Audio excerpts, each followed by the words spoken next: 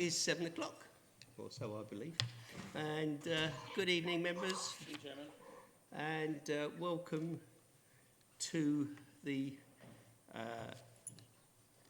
Select Committee on Stronger Place. So on the 13th of January, so since I haven't seen most of you, I wish you all a Happy New Year. You won't have to preface your questions or anything else with Happy New Year, so I've done that for everybody. Okay, we've got quite a few people online this evening. We've only got, we've got 4 members in the council chamber, and everybody else seems not to be online, but that's absolutely fine in this particular time. So I will read out the webcast and I'll add a few things to it. So I'd like to remind everyone present that this meeting will be broadcast live to the internet or filmed and will be capable of repeated viewing or another use by third parties. If you are seated in the lower public seating area, it is likely that the recording cameras will capture your image, and this will result in the possibility that your image will become part of the broadcast. This may infringe your human and data protection rights, and if you wish to avoid this, you should move to the upper gallery. That doesn't include members. Because we are in a pandemic situation, remind members to keep the distance that we've actually set when they move around, to wear masks and to use the gels and hand cleaners that are available should they feel appropriate. So, okay, we will go on to item 2, apologies for absence. There are no apologies from absence, Chair, but as you've already mentioned, there are several members of the committee who are attending virtually tonight. And for clarity, I'll just read those out as Councillor Bassett, Councillor Heather, Councillor Judy Jennings, Councillor Heap will be late. He sent his apologies for lateness. Okay. Just to remind those members of the committee that if they're not here in person, they won't be able to vote. Am I right in saying that? That's correct, Chair. Yes. Okay, so anybody in the chamber can vote. Anybody that's online, I'm afraid they won't be able to. They are welcome to ask questions as we go through, but they won't be able to vote. So thank you, everybody. Item 3, substitute members. We have one, I presume? No substitute members. Okay. Item 4, declarations of interest. No declarations of interest. Okay. Item 5, notes of the previous meeting, pages 3 to 8. Can I take those as being acceptable? Okay, all agreed. Thank you very much, members. Okay, terms of reference, pages 9 to 12. Do we need to consider those? Anybody's got any comments on the terms of reference? I think we've discussed it quite well previously, so we probably don't need to do that. And the work programme is moving forward, and I think we've got quite a lot on that work programme that we're actually engaged in. So with that done, I think we've covered all the basic information. We will move on to the first report, which is on town centres, and it's from John Houston and Paul Messenger. I know there are a lot of slides, so unless members have particular issues, I would ask the presenters to go through the slides and then ask questions at the end. That gives us a time that we can actually manage this. And if there are general information, if the slides can be gone through fairly rapidly, because we've got a lot of other things on the agenda. So I'll hand over to, who's going to start? John or Paul? You're on mute, John. Yes, that's gone into the Oxford English Dictionary as probably all one word now. You're on mute. With permission, I'll just say a few words of introductions, then hand over Paul. He'll run through the slides. We wanted to bring the report here tonight. As you know, it's been a pretty hectic couple of years with our work on the High Street. The slides try and give an impression of the journey that our High Street's been on through the pandemic. but also the work that we've been doing as a local authority with our partners in town councils, local businesses and others to keep that vibrancy and resilience that we need going forward. The slides also try and give a flavour of the latest thinking on town centres that are emerging from national bodies and pressure groups. We've also had already, and apologies to those members from the High Street Task and Finish panel who may have already sat through the presentation, but we had a very useful session with the High Street Task and Finish panel, going with some of those themes and taking some direction. But this evening's meeting is an opportunity for the Place Committee to review our progress and really comment on where we're at and raise any issues about where you think we need to be going to in the future. The core of our work has been on delivery of the 6 town centre reports that were presented to Cabinet last year, and that's really focused our work. So, Paul, can you take it from here? You're on mute, Paul.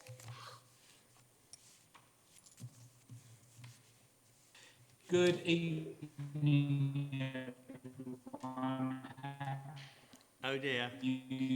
Sorry, you're very distorted. What's We can't hear you. Oops. Go on. hear me? Yeah, no, go on, try Okay, again. could Try be a again. presentation. Sorry? Okay, can you see the screen? Yes, we Yes. can see the screen. That's better. Okay. Okay, let's just whiz on.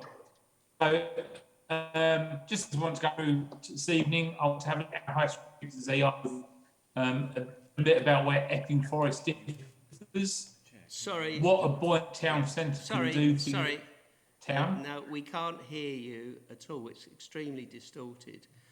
John, can you run through the slides? Yeah, Yeah, Paul. but if he can't turn his video off, we can't see the slides. Paul, what I'll try and do is I'll try and walk elected members through the slides. Many of them are self-explanatory. Paul, if you can control the slides, if you can hear me okay as we move from one to another, because I think the signal from your end is pretty poor. Yeah? So yeah, if you can bring the slides back up again.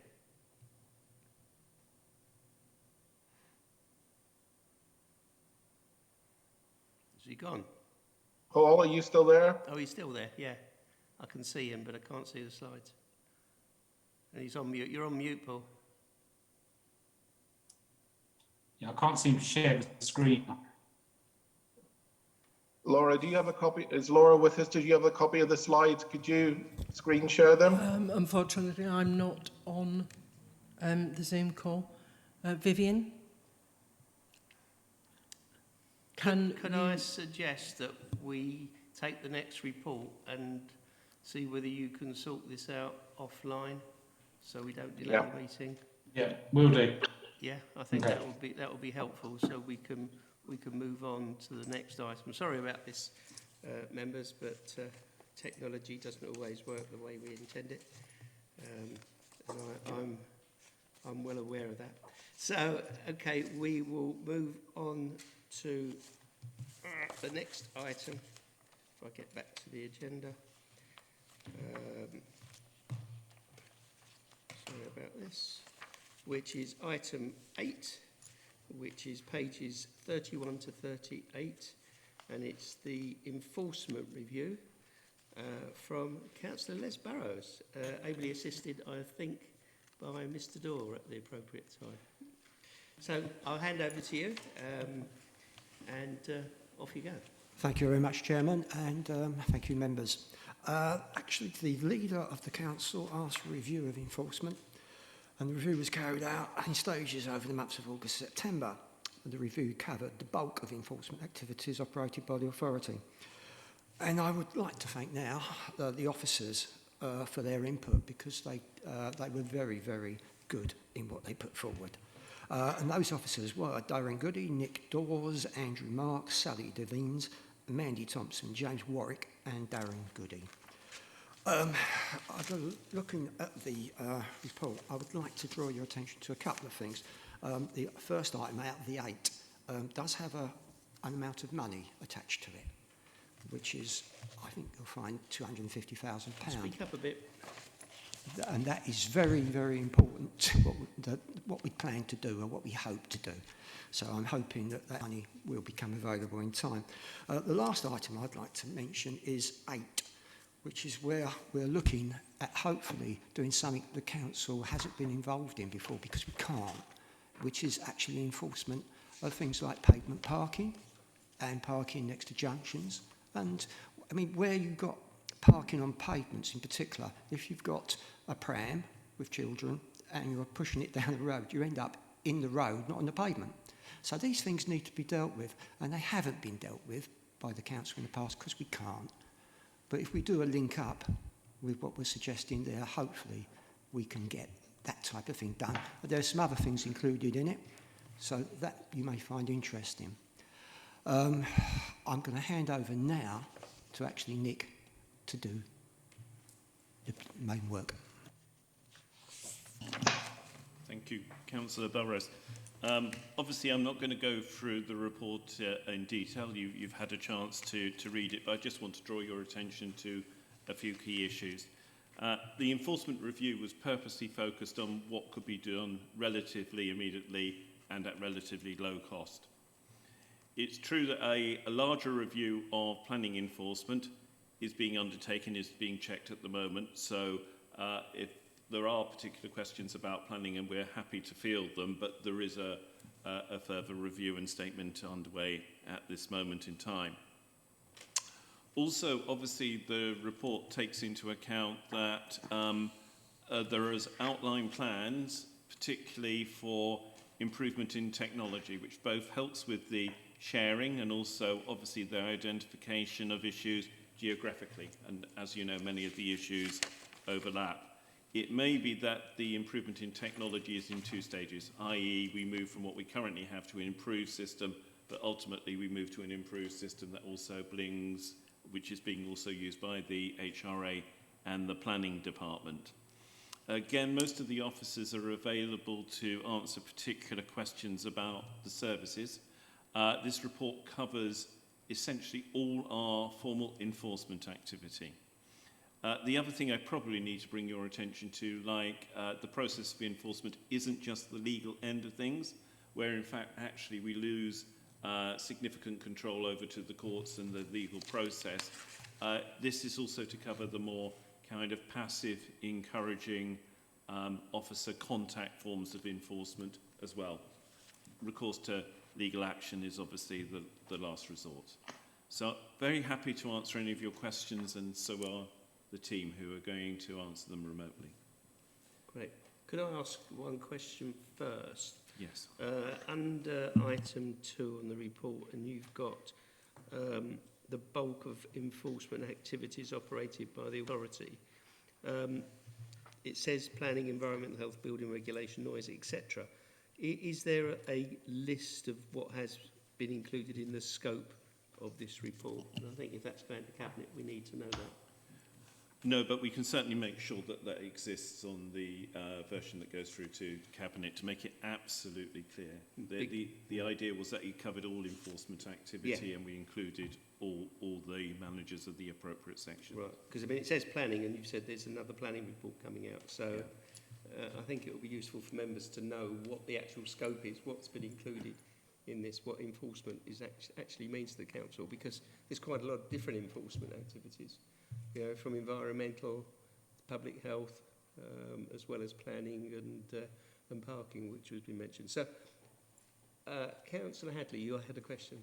Thank you, Chairman. Yeah. The first item, I think you, Les, mentioned about the £250,000. In the column on observations, it says the extended system will require investment. Those savings should exceed the costs over time. This needs to be quantified. So we've only got a rough guess at the moment, I take it. So the statement that recurrent costs of the new system will be covered by reducing running costs of the current system is not a given, is it, at this moment? Also, the initial estimate of £250,000, I know and you know, that could be easily £500,000. So we've got a few imponderables there. Things that have been looked into, but a few guesses. Would you agree with that? Nick, sorry. In terms of the interim stage, that is actually built into the budget protections that you're going to consider in, 4 weeks' time. And that is fully costed, both the cost out and the benefits that it will bring.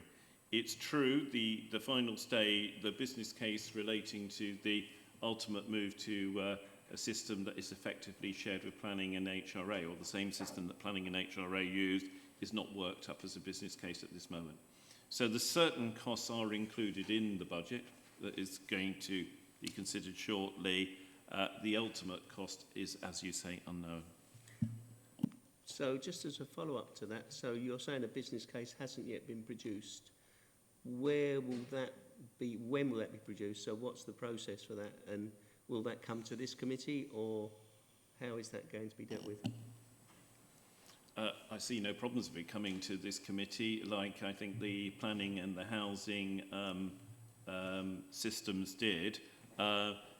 The interim solution has probably a life of a minimum of 2 years and possibly 3. So it won't come immediately. It will probably come in about 12 months' time. So you're saying there's an interim system that Yeah. we can do at virtually zero cost? Yeah.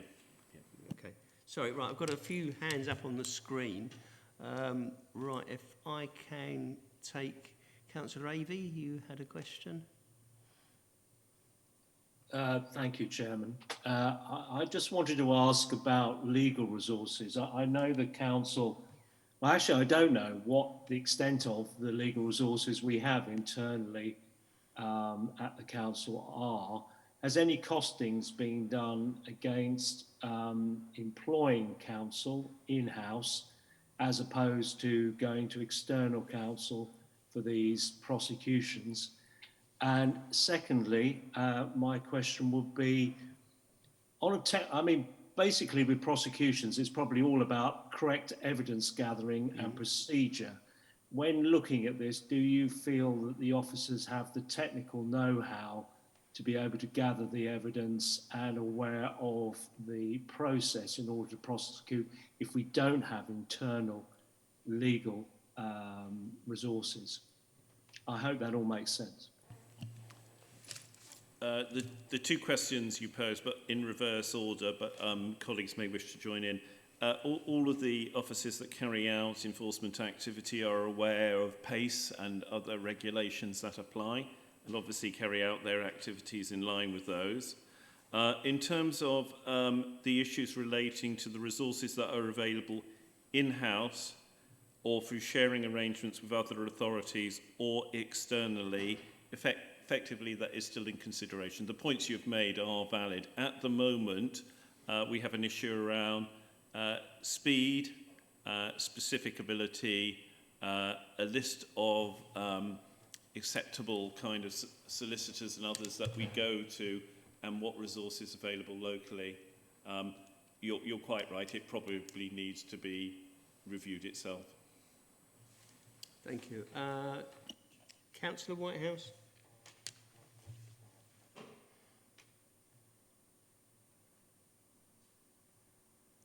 Councillor Whitehouse, were you going to ask a question?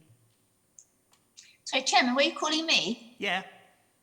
I don't know what's happened to my sound, but towards the end of Councillor Barrow's presentation, my sound's gone down completely, so I can just hear talking's going on. I can't hear a word.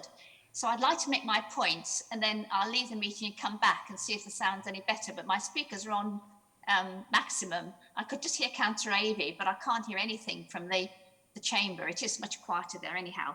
So the points I wanted to make on page 35 was, first of all, what was DDA, but I shan't be able to hear your response. With regard to the training, I have strong preference for in-house training because I like to be able to ask, hear what is happening here at our council, not just have a general presentation on enforcement. So I would really prefer that we go for in-house training. And I am surprised when it talks about reporting to members that it said that 2 full-time staff are needed. I'm just wondering what sort of level of reporting is being thought of, because I don't want pages and pages of it. I would just imagine, a page with columns that tell us the location, the situation, columns to tick off what stage of enforcement's got to, and a comment box at the end would be sufficient. But I don't know what's in mind, but 2 full-time people seem a lot. And if I could hear you, I would ask what you were proposing they would do. But I will hope to sometime find out what the answers are. I'm going to leave now and come back and see if it's any better, because there's not much point in proceeding and not being able to hear anything for the rest of the meeting. Thank you. Okay, thank you, Chairman. Well, Do I answer those? I don't know that you can answer them if she's asked the questions and gone. I think I will provide a written answer, Right, Chair, okay. to those, Yeah. bearing in mind if she's... Yeah. I think what we can say is her questions have been noted and will be answered in writing. Okay, Councillor Bassett. Thank you, Chairman. Yes, one of the main problems as members tend to have is a complaint is made, an enforcement action raised, and there seems to be a lack of feedback to the person making the formal complaint. And then as members, we get pestered to death saying, you're not doing anything about it. When are you going to do something about it? And how do we actually get the information, and what information? Obviously, some of it will be not in the public domain, but it would be nice if we had a method of reporting back some of this and aware that we can say progress is being made. I cannot share some of this with you because it is sensitive, but yes, we have taken it forward, and we will have a rough date when someone should get back to you. But I get it time and time again, and I end up with 5 or 6 emails from the same person saying, I've reported again, I've no idea what is happening. Yeah, I think I would totally agree with you, Councillor Bassett, that is a problem, and I think this is the system that is going to hopefully provide that level of feedback. Mr. Daw? Yes, you're quite right. Part of the issue is knowing where things are, especially with some of the process of enforcement that can take some time to go through the various stages. So obviously, ultimately, the situation would be improved by, as I said, by a system that would allow geographically all issues associated with each individual councillor to be summated essentially from the computer. In the interim, as was pointed out by the previous question, we have to do it manually. So officers will need to trawl a variety of existing systems to bring the same information together to give a kind of top-level update on where all enforcement activities are. Yes, we will need to comply with the GDP and other regulations to ensure the right information is being fed back, because as you can imagine, many of the enforcement issues are contentious by their very nature, and we just need to give appropriate information, and some of that information is obviously privileged. But you're quite right, the whole idea, one of the major thrusts of this proposal is that enforcement activity across the various departments are coordinated and fed back to all councillors. Thank you. I think that is absolutely fundamental. I think I can see that, this is generally a case across the whole of the council. The feedback loops just don't exist. And members are out there talking to residents, trying to represent those residents.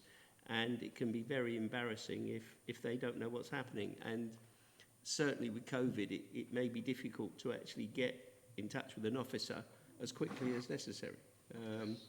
This is a real problem. I tried to get hold of somebody last week and I took 3 phone calls and didn't actually make it. So if we've got a system that members can rely on, and the confidentiality of that system, because obviously with GDPR, we've obviously got certain information that needs to be kept very secure and private.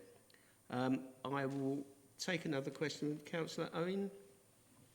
Thanks, Chairman. Yeah, it's the bottom of page 37, or page 5 on the slides. Identify and enforce key junctions, footpaths and areas outside schools. And it then goes on to talk about air quality, the SAC and rat runs. So I'm a bit unclear, what is this enforcement actually doing that might create rat runs or stop rat runs? And also air quality and SAC issues. Mr. Daw? Yeah, lots of questions. Obviously, one of the key issues that was identified was effectively parking, particularly parking that was obstructing footpaths and making safe journeys for pedestrians, etc., difficult. And obviously that also had an overlap with issues around parking temporarily for drop-offs at schools, etc. So there are separate kind of, I think we heard at the Place Committee before Christmas about what Essex Highways Authority are currently considering regarding school zones. And we are obviously considering what needs to be done with the footpaths. The slight problem obviously is, which is the rat run issue, that if you clear the kind of, take a particular issue that effectively takes traffic from the road, you may create rat runs unintentionally. So there's a trade-off, you know, because actually cars parked in a random position effectively slows traffic. Whereas if you clear the road more completely, you actually create a faster rat run. So it needs to have a comprehensive approach. That was basically what that inferred. And obviously the issue, as we said, about generally kind of cars that emit near schools and various other things is the general overlap with the air quality issues, really. Thank you. Yeah, I think this really highlights the need for us as a district council to work very closely with the county council. As a three-tier authority, I don't think we fully utilise the resources with parish, district and county, and I think that a relationship, and if this database can be made available that other people can input to it, I think that will be very useful. But certainly, you know, as a three-tier authority, we do need to be mindful of other people's responsibilities. And certainly with that one, it's highlighted NEP and ECC. So we don't have control of parking. We have to encourage people to come along and enforce parking on our behalf, which can be a problem. But it's something that could be improved by this particular facility. Councillor Heap. Thank you. Yes, some of it's been covered already. It's about the reporting back loop, for one thing, because I'm not a fan of the member contacts at all. I think it just removes us from where we need to be and who we need to speak to directly. And so a minor point would be, there are two on page 36 and 37. It says cost and savings, nil. The majority of any additional legal costs can be recovered by a reward of costs. Is it nil or is it some? Which paragraph were you referring to? The third item, or the second item on page 37 and the last item on page 36. Allow specified managers to see. Nil, yeah. So you've got nil costs. So Is it nil or is it some costs? It's more to do with the timing issue. The same costs will be incurred as is now, but the process is trying to speed up the access to solicitors. At the moment, there's a slightly prolonged process of approval and consideration, whereas some officers could go to a panel of known solicitors directly rather than through legal services. It's almost the reverse point to what Councillor Avey made before. You know, it's finding the sweet spot between direct access to known people if the appropriate advice can't be provided locally. It's no and extra cost. Page 37? On page 37? Sorry, excuse me. In the middle. Review default actions regarding certain planning and other enforcement issues. Perhaps could I ask, I think Andrew Marks is on.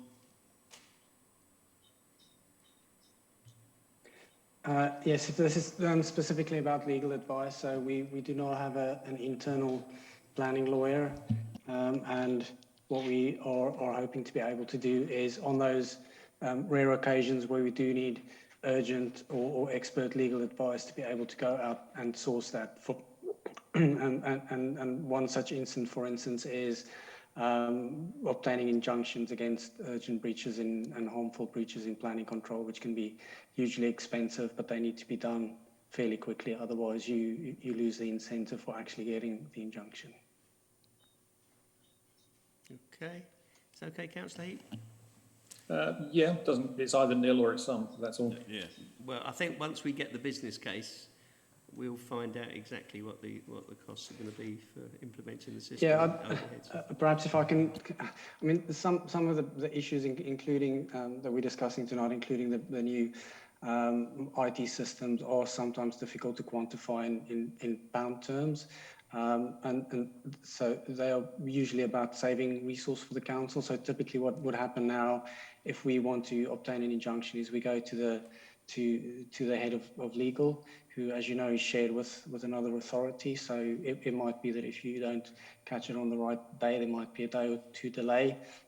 And usually that permission to go and speak to a solicitor to obtain an injunction is almost always given. But then you've lost 2 days and you've spent 20 emails and 2 case conferences to try and sort that out. So it's almost just sort of cutting out a single step in the system that we've got at the moment, which might not realise pound savings for the council, but definitely resource or efficiency savings. Okay, Councillor Bedford. Oh, thank you. Yeah, just going back to the previous comments really about members being kept up to date with enforcement. I fully take on board that needs to happen, but I also think it's really, really important working from within an enforcement organisation that members must realise that confidentiality aspect of it. You can completely undermine a case by just saying one wrong word to the person who's making the complaint or the inquiry, who then takes it further and goes outside of the organisation and perhaps goes to the press, which we have seen in the past where members have made comments with all good intentions, but they go the wrong way and it ends up jeopardising the outcome of a court case. So I think we have to be mindful of the fact of what information we give out, which has already been highlighted by Mr. Dorr, and we need to keep that as narrow as possible, and members must respect privacy as well. Thank you. Yeah, I think that's important, but I think there's a balance here between giving members information to do their job, because they are elected representatives, and residents don't always sympathise with, sorry, can't answer that question. You know, they need to have information one way or the other. So I think, yeah, I do hear what you say, and there are legal issues, but members should be trusted to understand those legal issues and be able to deal with them appropriately when they talk to residents. I can't guarantee they do, but that's what needs to happen. Okay, are there any more questions? Councillor McCready, I didn't see you there with your hand up. I said this the other night, that's because I'm short. First, I'd like to thank the hard work that's gone into creating this report, and it is most welcome. I've got 2 points that I would like to raise. The first is very basic, and the second, Councillor Heap has already alluded to. But most of us are members of one planning authority or one planning subcommittee or another, and we see these applications that are have no objection, but with umpteen conditions. Now, there doesn't seem to be any system for going to check whether these conditions are adhered to. And this is something that really troubles me. I don't know whether there is an answer. And my very generous chairman, every time I ask him, he says, it's up to the neighbours to report it. Well, I don't think the neighbours know that they can report it or where to report it to. But I don't know whether anything could be put into the system to ensure that conditions are met. Can I just bring up my second point before? Yeah, please do. As Councillor Heap said, on page 36, bottom right-hand corner, nil the majority of any costs, you've dealt with that. But on page 37, top left-hand corner, ensure costs of all enforcement activities, where practical, are charged back to those at fault, e.g. signage removal. That's only where practical. It doesn't mean we're going to get the money back. I just not very happy with those terms. Thank you. I think that's an interesting one, because the cost of actually doing that might be more than we're going to get back. So I think that needs... Mr. Dorr, have you got anything to add to that? Well, I'll answer the second one generally, and then Andrew Marks can pick up the first one. Yes, you're quite right. We can't be certain, but the general approach is that our enforcement costs should be sought back from those that are fault and court decides. And that is a general approach and an approach that we want to reinforce. So the suggestion is that we reinforce that approach overall, seek costs wherever we're likely to reclaim them. And that will at least mitigate our exposure. There are certain things which Andrew Marks can say where actually the costs of doing something are immediately recoverable from the offending party without actually, seeking legal redress if necessary. But if Andrew Marks answers your first question, that's okay. Apologies, councillors. Do you want me to just quickly address the conditions issue as well? Yeah. In planning terms, for the last 22 years or so, lots of councils have tried to bring in a team of people to actively monitor planning conditions. The fact of the matter is, if you think that we've got between 3,000 and 4,000 planning applications that come through our council alone a year, and they've got conditions between 10 and sometimes up to 30, I'd invite you to do the maths, and we would need an army of people to go around to do these conditions or to actively monitor them. Some of them are kind of not self-monitoring, but they actually need the applicant or the developer to do something specifically before they're allowed to start the development. And certainly we've got that for the most important things like archaeological conditions and land contamination and so forth. So those tend to work quite well. We are trying to move to a more prescriptive type of condition where, for instance, instead of asking somebody to submit a brick sample to us to be clear about the type of brick that we want, or for them to specify during the application process what type of brick they are going to use, and then saying you will use this brick. And in general terms, those tend to work well because, I mean, let's be honest with each other. After all, there's a general expectation in terms of planning that developers should be complying with their planning conditions without somebody going around policing all these thousands of conditions all the time. In those instances where there are breaches of planning conditions, we have a 10-year period to take action. So I think there's a conversation to be had about whether we want to employ a large number of people to go around monitoring conditions, which, by the way, we don't always know when people start the building work. So it might be that some of these sites need 10, 13, 14 site visits and multiple letters versus, if there is a breach, we've got a 10-year period to deal with it. So I don't think it's a massive issue for us. It'll take a huge amount of resource to do something that may not actually bring in any large benefits. So on the second point regarding fees and charges, where the council undertakes direct action, we can actually charge all the money back to the transgressor, and we can also, in terms of the Local Government Act of 1972 or 1974, also add a contingency fee, which can sometimes be up to about 20%. So that is one way in which we can get the money that it actually costs us, and we know how much that is because officers keep time of how much they spend on these direct actions. Unfortunately, we cannot get the money back for actually doing the investigation, drafting up the notices and serving them. So it's just for either the prosecution, and I think it's rare that you get your full costs back on a prosecution. So really we're talking about direct action, and I think the example that was used in the report is the most straightforward one, where, for instance, you ask somebody, and there's a notice that you serve on them to ask them to remove an unauthorised advertisement, and if they don't, you can send somebody to go and take it down. And because it's quite easy to do, somebody in property services could go take the sign down, and we charge somebody £120 for instance, and that happens all over the country. Obviously, as direct action gets more complicated, so for instance, if you're going to be demolishing an unauthorised extension, it gets hugely more expensive, but it's not uncommon for councils to get that money back. And that's the kind of thing that we want to be doing, and we want to make transgressors aware that that is what we will be doing, because it is, I suspect, people might agree, not fair that transgressors who do not comply with planning controls and continue to not comply with planning controls after they've gone through all their appeal procedures to then cost the council more money to get them to comply with something that they're supposed to be doing anyway. So our new enforcement plan is clear about that. The previous one was as well, that we will, in those instances where we can, we will pursue the costs from the transgressor.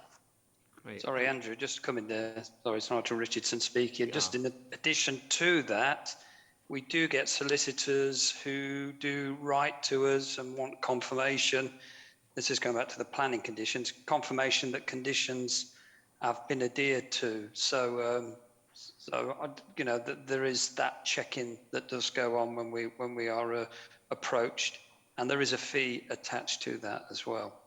Thank you, Chairman.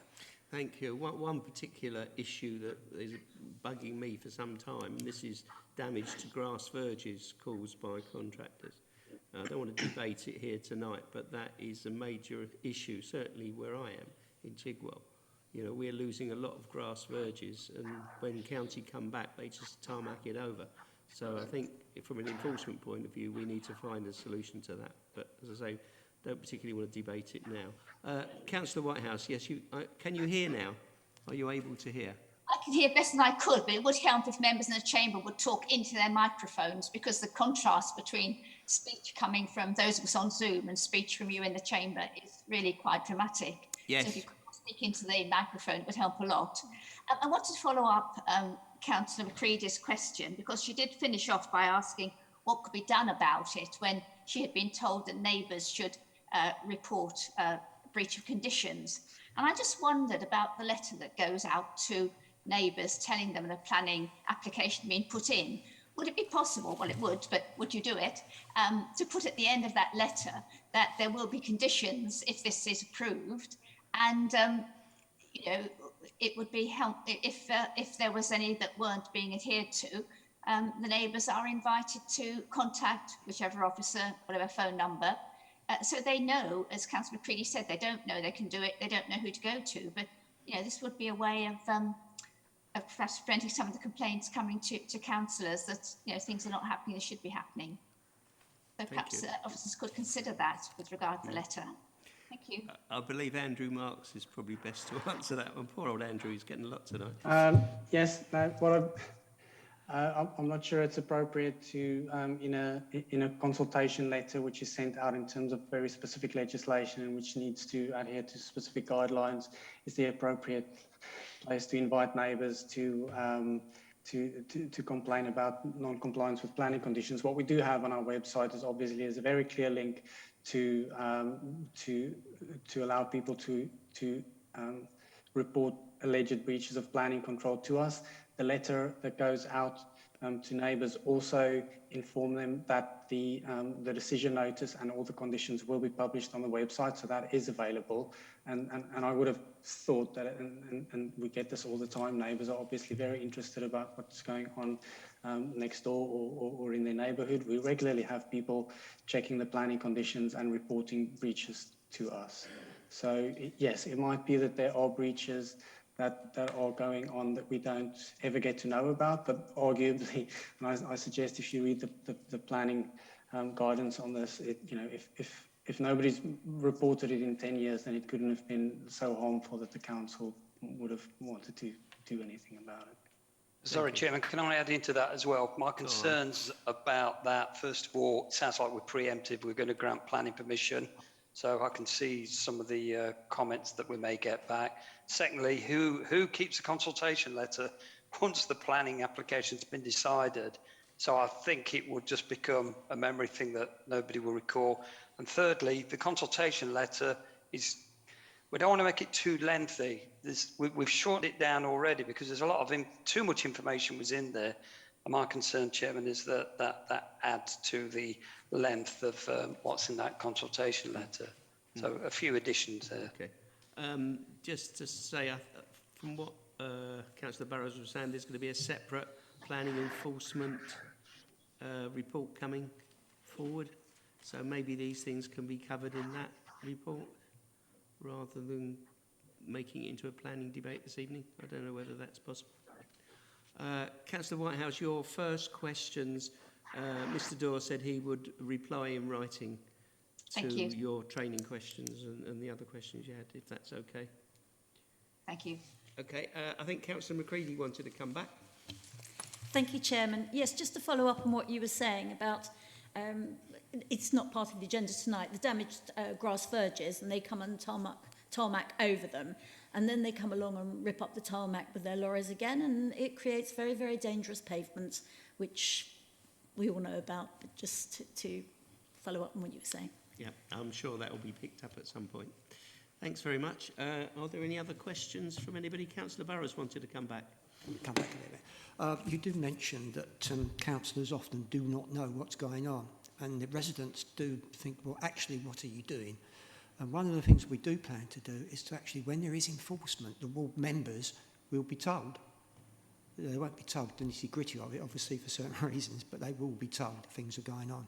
And there will be a way of doing a sort of catch-up, monthly, hopefully, on what's progressing. So when that resident comes back to you and says, well, look, you've been doing this for 3 months, 4 months, you will have an answer. I think that's quite important. The other one I would mention is it's about actually training and training and enforcement on its own.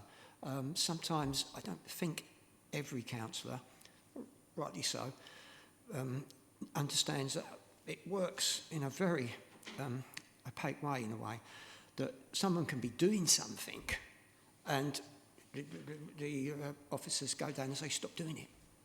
And they give them a time. Meanwhile, then they put a planning application in. Then the officers say, well, actually, I don't accept that. No, you're going to get that. Then they put an appeal in. So these things can carry on a long while. And I think if more people did the training, hopefully that we're going to get just reinforcement. That might help the councillors. Because at the moment, I understand, because it's the same for myself. Sometimes I don't know. Sometimes I've actually rung up an officer and had to be explained something, why I couldn't actually put a comment in, because it had then gone to a higher authority. And all I could do was just make a point. But I couldn't actually do anything with that. And every time you do that, the planning officer is then having a chat to you for half an hour, and he's doing the jobs he should be doing. So hopefully with these systems, we can make the whole thing quicker, easier for all of us, including the planning officers. I hope that's helpful. Thank you. Okay, we've got one more question. I'd like to try and move on to the next item on the agenda. Andrew Marks, did you want to come back on something? Yeah, sorry, just briefly. Thank you, Chair. I just want to say to members, if you ever need any information about any planning or enforcement matter, please get in contact with myself or the 2 team managers. We will always set aside time to discuss the matter with you in as much detail as you want. Members are subject to the same data protection rules as council officers, so I do not believe it's council officers' job to police the information that we will give out. So we will always give as much information as we are able to. What we cannot do, unfortunately, and this is due to resource, is speak to the complainants, and sometimes there are loads of them on the more complicated investigations, by giving them a running commentary. And typically it's, so we can't say to them, yes, we went there yesterday and we spoke to this person, and yes, there was a party on Saturday night and we took this action. What we do give a commitment is that we will always update all interested parties on all the actions that we take. So it's a formal enforcement action or the key decisions that we take during an investigation. But members are always welcome to come directly to us, and we will give them as much information as we are able to as quickly as possible. Thank you very much. Councillor Sungu, last question. Thank you, Chairman. I really wanted to speak about our enforcement officers that go out to site during the COVID period, the pandemic that we're going through now. Really, just to ask Andrew, perhaps if you want to comment on how that's impacted our ability to reach out to those sites where we've got to carry out possible alleged enforcement. Do you want to perhaps comment on how that's impacted our officers' ability to attend to enforcement breaches? Thank you. Thanks, Councillor. At the height of the epidemic, at the sort of March, April, May and June, the year before last, we had a complete moratorium, as most other councils did. But since then, we've been doing site visits in the normal manner. What we have done is adopted a standard risk assessment, which Portsmouth might want to have a quick word about if you can be bothered. But it's the local authority building control actually came up with a template. So we phone ahead, and when we check with people that nobody's self-isolating, we try and stay outside. So I think for us in enforcement, it's over the last year or more, it's not had any real impact. Thank you. Thank you. Right, just winding up then, I think the recommendations are to consider and comment on the report, or the content of the report, provide recommendations to Cabinet on the enforcement review. Well, I think it's been a useful review. I think the biggest impact is the cost, and I think we would like to know more about how it's going to be costed in, and obviously the benefits, so that I would like to see it coming back here if that is possible. I would also like to see some programme that says how this is going to be implemented, so that members can actually see the progress and when it's actually going to be switched on, because we heard a number of initiatives and they just sort of disappear and we don't actually see the progress. So I would welcome a programme that is actually written down so we can actually see the progress of this, because I think most people are very interested in seeing it and understanding the costs. Anybody else wanted to add anything to that? But I think that's the most important thing to actually see. I think it's a very useful report. I think we do need to understand the scope as well. But thank you very much, Councillor Barrows. Thanks all to the officers and everybody on the call tonight. One final question. I just wanted to know, have any members been consulted on this report? Not directly by me, but actually I've had obviously members who know what I've been doing, who have been actually telling me various things which are their bugs. You're probably one of them. And yes, so we haven't done much more than that, but I was hoping today that we would get a lot more feedback. Are you happy with the feedback you've got? Well, you can always add more, because a lot of people have got a lot of good ideas, and I'm quite happy to incorporate them. So I can encourage members generally across the council, if they have any particular issues or ideas that they want to submit to Councillor Barrows, please do so. I think that will be really helpful. Is that okay? Thank you. Thank you very much. Okay, so moving back rather than forward. John, are we in a position now to... Yeah, we have tested. Apologies to members in the meeting. Unfortunately, Mr. Messenger doesn't live within the digital innovation zone, so his digital connection is somewhat more sketchy than we enjoy. But hopefully Paul can run through the presentation, try and give you a flavour of what we've been doing and what we've been experiencing.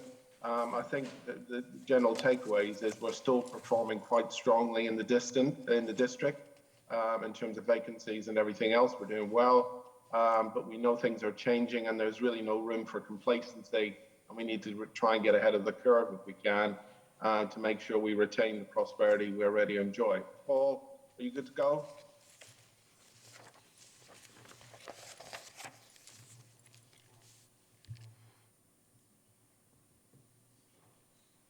I think we've got the slides up, but they're not on presentation mode. That's better.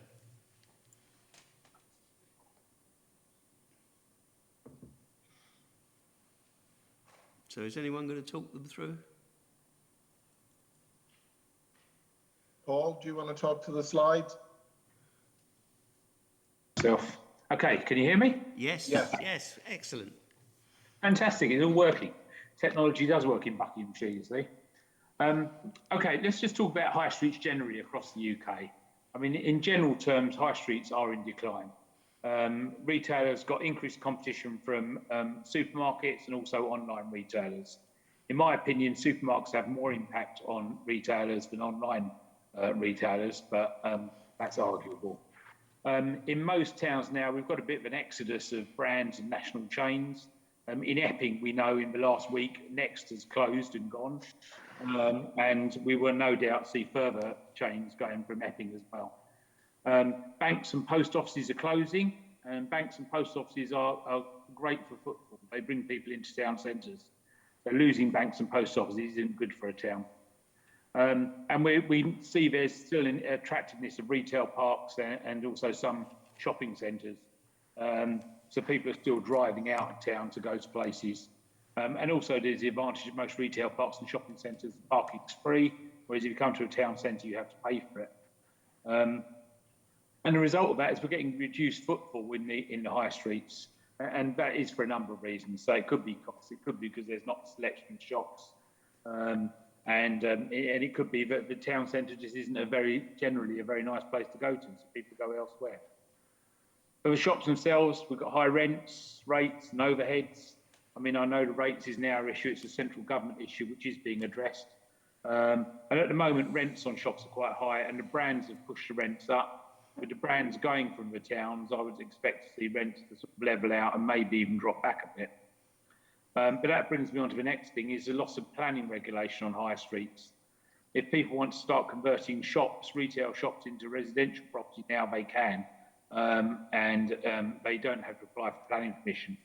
Now, it's not an issue at the moment, but of course, if rents start dropping on retail properties and residential rents are increasing, then landlords might start thinking about switching their retail property into residential, and that could really fragment our high streets. Nationally and overall, vacancy rates are about 14.5%. In Epping, as we'll see in a minute, they are considerably lower. So our high streets appear to be fairly resilient. Vacancy rates for us are less than 9%. I say nationally 14.5%. So we're doing quite well. And I think with local knowledge, we've had a recent vacancy rate survey done, which has come up with the figure of 9%. But we know for a fact the number of our empty units in high streets are taken at the moment. Some are our own properties and some we know the landlords.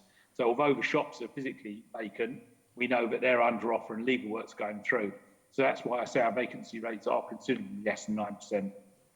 Most of our shops are independent retailers. In some of our bigger towns, Loughton and Epping, we've got a few more brands. But on the whole, we haven't got that many. It's mainly independent retailers. At the moment, people are working from home, and that's helping to keep people local. So people are using high streets because they are working from home. And in most areas, we've got quite buoyant and fairly loyal communities. We've got people want to try and support their local high street, and they are using the town centres. And with our towns, each town has its own USPs. You know, the towns are very different, and I think we need to recognise the USP of our towns and develop our towns around that moving forwards. So benefits of buoyant town centre: increases social value of the town. It provides benefits to economic and environmental well-being. So it does, you know, it just helps the general community. It increases the social well-being and adds to value in the town. And if people have got a place they're proud of, you're far less likely to get crime and vandalism. And so that in turn helps keep our high streets attractive and makes them attractive to people who want to come and use them. Obviously, if our town centres are buoyant, it's going to keep supporting our local businesses. And that in turn is going to encourage new businesses and also nurture some retail innovation. And obviously the big thing about town centres, they bring people together, so they are crucial. Our town centres are so important, it's untrue. And I think we've got to be careful that we're not complacent and we think everything's fine in Epping Forest District, we're bucking the trend, and then suddenly we find we're not actually bucking the trend. COVID effect has been devastating on high streets. It's impacted the loss of footfall and trade. And for business owners, small business owners, particularly in hospitality as well, mental stress is severe. And a lot of businesses are under, you know, they're spiralling debt, they're under severe financial pressure.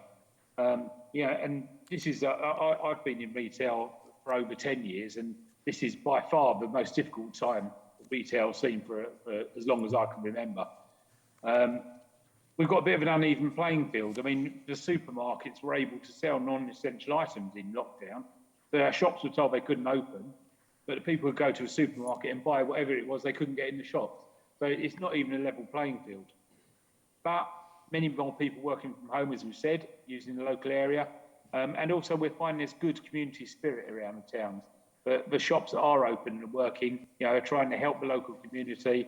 You know, some of the shopkeepers I've been talking to have been doing individual deliveries. They've been opening earlier for certain people who wanted to come in, were worried about other people being in the shop. But it's been quite nice to see that, you know, the local communities and the local businesses sort of pulling together and working together. So our action plan at EFDC, as we know, we've had independent reports done on the 6 main town centres. And those reports were analysis of each town centre and highlighted the strengths and weaknesses. The reports provided a short-term sort of quick win stuff that could be done, and also an indication of what we need to do in the longer term. A community centre was seen as important, and you know, the fact that town centres could be a centre of community. And there was some consideration of development of areas into 15-minute neighbourhoods, so making sure we've got everything within close proximity to town centre and that is easily accessible. So that could be medical facilities, it could be, you know, parks, shops, churches, just trying to make sure everything's grouped together. And I think the work Qualis are doing is quite important, because they, you know, in Epping they're actually going to bring some quite major attractions into the town centre, and it's brilliant because it means people are going to come in and they're going to not just use those facilities, but they're going to actually wander around the town and use other facilities in the town as well. The other big thing that came out of the report is the importance of all stakeholders working together. You know, it's not just district council, it's town council, it's the town partnerships, it's including and working with the county council where we need to. Not one council, no one body can make town centres work, but if we all pull together with the businesses, we can make a big difference, and everyone's got a bit of interest in what's going on. So far we've appointed a town centre manager and a deputy town centre manager, and those roles being completely supported by the economic development department in the town, and we're all working together to move things forwards. There's been a lot of work carried out by the highway rangers, particularly towards Abbey and Ongar, Debden and Buckhurst Hill, and that's included refurbishment and painting of lampposts, bollards, benches and bins, levelling uneven pavement, replacing trees, and generally making the area look more attractive for the people who use it. And that's quite important. You know, some people feel it's very cosmetic, but if an area feels nice and looks nice, it's more likely people are going to go there. So that work that's been done is really important. And we know in Epping we've seen improved pedestrian areas to make a COVID-safe environment on public realm, which is great. Initiatives underway, which I'm showing here, a number of these have actually completed. So our Christmas radio campaign to promote local high streets took place in the run up to Christmas. We've now got a footfall data capture toolkit, which we've secured, and we're going to start using that to have a look at like-for-like footfall figures across the towns. We've got apps that have been brought out to try and encourage people to use local businesses, and so that's things like Loyal Free and Click It Local. Loyal Free now has got about, I think it's about 88 businesses signed up for it across the district, and we've got in the region of 400 users on it. And so, you know, those users can have a look and see what businesses in the town have got offers on, and hopefully go and use those shops. We did supported the Christmas lights in a number of town centres, Ongar, North Weald, Stamford Rivers. Chigwell didn't actually come to anything, but we did talk to them about supporting them, but they didn't get it sorted out before Christmas. And we've got planters. We're putting 10 planters into Waltham Abbey, and we've got some lined up for Debden and Loughton as well. We've put planters, or we've helped Buckhurst Hill District Council get further planters. So again, it's about making the town centres look more attractive, and again encouraging people in there. The council's taken out, has done a deal with the Federation of Small Business, so we've got subsidised membership for businesses that want to take part in it, and again trying to, you know, give them facilities and things to help them with their businesses and help their businesses grow. Waltham Abbey, we've got a parklet programme going on, so we're in Market Square, which is quite barren and empty at the moment. We've got a temporary parklet going in there for the benefits of the local people. And then coming up this year, we've got surveys, shopper surveys, resident surveys and business surveys.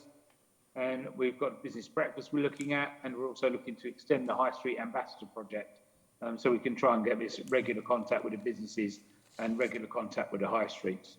So there's lots going on, lots underway. Qualis have making significant capital investments into the town centres. And we're hoping as we move forward to work hand in hand with Qualis to see how we can, get together and work out how we can make development more attractive for the towns and help increase the buoyancy of the town centres. The licensing team have got consultation underway for a Epping Forest district market policy. So that's going through at the moment. And on the back of that, we've started to look at a flower market for Buckhurst Hill.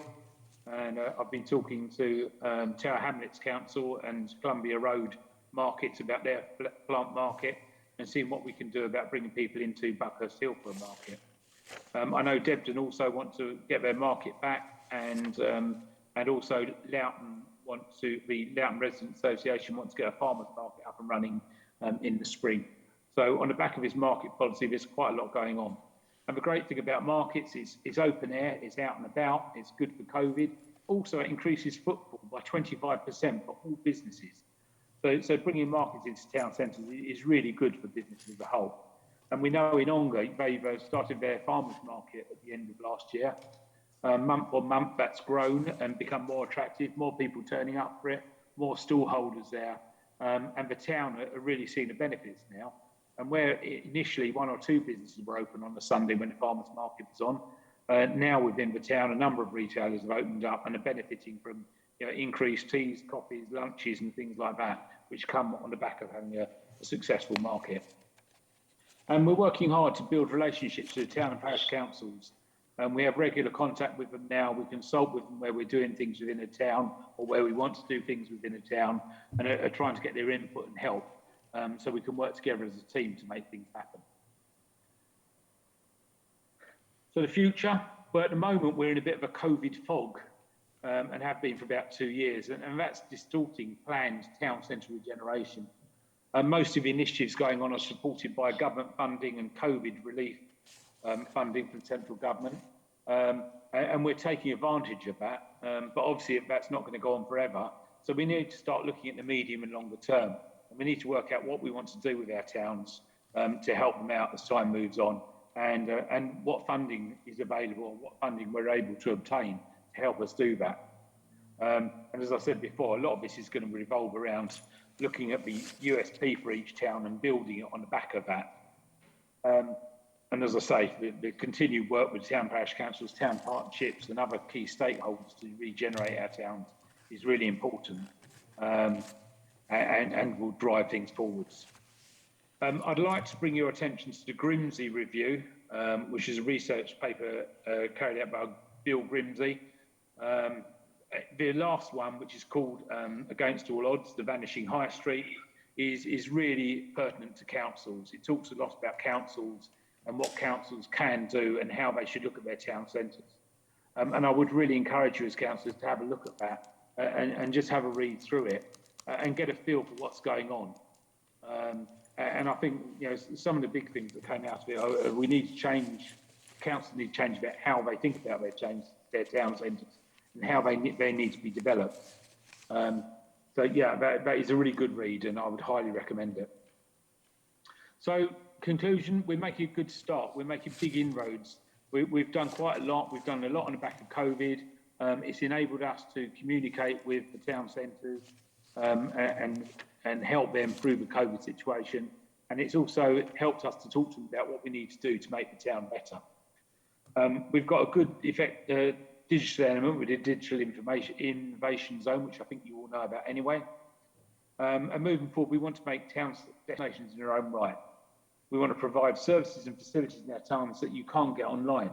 So we need to make our towns experiential. We need to make our towns have something that brings people in. And that may be including retailers and talking to retailers about what they're doing. Maybe about putting on demonstrations or shows or having a day, occasionally a shopping day where all the retailers get together and do things. But think something's going to make our town centre a little bit different. And as I said before, the important thing is it brings people and communities together. So it's really, really important that we do what we can to support the town centres. And long-term, district, town, parish councils, businesses, we need to work together and we need to get support and budget so we can move things forwards if we're serious about it. So we need you. There's loads of things that you can be helping or doing, and the list goes on, and I'll let you read through the slides afterwards to get a feel for what we're talking about. But some of the big things there are structuring the council so that we're not working as individual departments in town centres. We've all got a common goal in town centres. So all the different departments, so whether it's planning, licensing, we need to be singing from the same hymn sheet and all doing the same thing. We've got to accept that our town centres aren't about charges and fees anymore. They're not cash cows. We can't see how much money we get out of a town centre because that's having the effect of keeping people away. So if we want to develop them, we've got to find ways that we can develop them without getting fees and charges out of them. Please, in your own time, have a look through these things we could do with you doing. Have a look at the Grimsby review, and let's work together to move our towns forwards. I'm Paul Messenger. I'm Town Centre Manager. Any questions, please? Thank you very much, Paul. I've got some questions, and I'm sure members have got questions as well. Of your initiatives page on page 24, what have been the results of those initiatives that you've put in place? Have we seen any changes? A lot of the initiatives have been COVID related. A lot of them were on the run up to Christmas as well. So we've helped financially, and this is with central government finance, with town centres to develop our high streets and the Christmas lighting. In some of the villages, we've helped with Christmas trees and lights for that. And again, it's this whole thing about developing the town centre and making it more attractive and make it a place that people want to go to. Things like the banners on the lampposts, you've probably seen them. They were changed to try and attract people into the town centre. That was tied up with radio advertising. So a lot of it revolved around Christmas, and a lot of it was to get people to use the towns. We had brass bands playing in a couple of the high streets in the run up to Christmas, and that was well received. People were heard to be saying that it was quite nice, and it lifted people, and it made shopping in the high streets quite nice when they're playing Christmas carols with the Epping Brass Band. Great. So those sort of initiatives. Then our online initiatives. Law Free has been, as I say, we've got it coming up for 90 businesses signed up now across the district.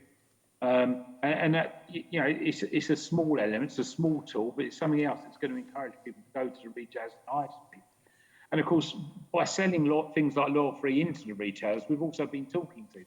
We've been in the shops and we've been chatting to the retailers. And that's been really valuable because we're getting good feedback and information that we can use moving forward. I don't think you've answered the question. Of the initiatives that you've listed here, have you measured what the impact is of those initiatives? I don't think we have. No, I would say no. We haven't got a specific measure on it. Yeah, because I'm interested in added value. We as a council can only facilitate. We've got limited control because many of these are privately owned. We don't control the rents or the shops. So, and a lot of this, as you rightly said, each high street is unique. Each location is unique. So really, it's about encouraging those local high street enterprises to work together to build up their relationships with their customers. From my particular ward in Chigwell, we've seen quite a lot of changes, but it's still vibrant. There's been different shops, different types of activity, but all the shops are taken. So there is a constant change, and that's the way high streets evolve. But I'll be interested to see how we as a council particularly add value to that mechanism to actually increase the viability of those high streets. I think that's something I would ask you to take away. So we'll go to questions. All right, Councillor Hadley, I think was the first one. Thank you, Chairman. Going on from what you've just said, what is on the measurement, what does success look like in your eyes? For instance, would it be a reduction in the vacancy rate of 9%? Or, Chairman mentioned Christmas lights. That was done on COVID money, by the looks of it. But that would have been done anyway, wouldn't it, in those towns that have had their own Christmas lights put up?